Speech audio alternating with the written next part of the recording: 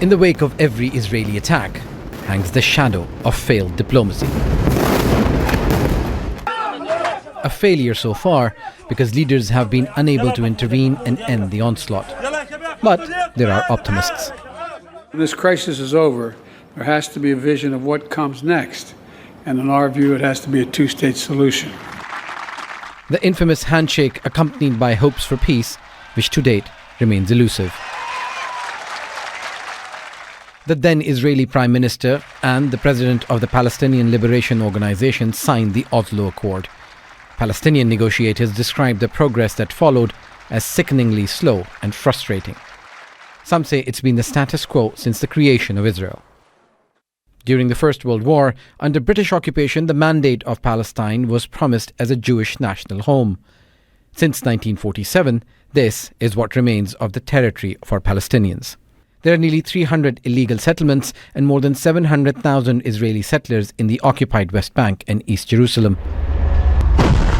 In the past 75 years, the UN has passed 45 resolutions on Israel. As there is no blueprint or roadmap of the theoretical states, each side has its own version. Palestinians want a state demarcated by the 1967 borders, with Jerusalem as its capital. But with the most right-wing government in Israeli history, an internationally recognized Palestine is not even a point of discussion. For world leaders, the only viable solution is two-state solution.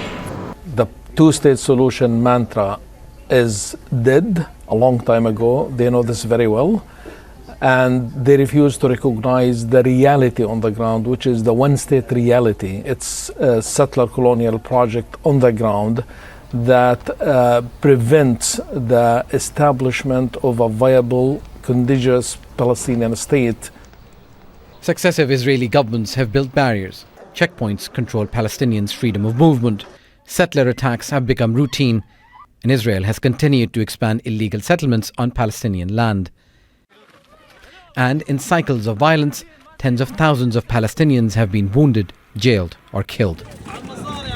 Now, up to 1 million Palestinians in Gaza are being forcibly displaced, putting the two-state solution even further out of reach. A Palestinian living in exile told Al Jazeera, quote, "Even if there was an Israeli government serious about a Palestinian state, and that is a big if, it could not remove the illegal settlements created to carve up the occupied territory."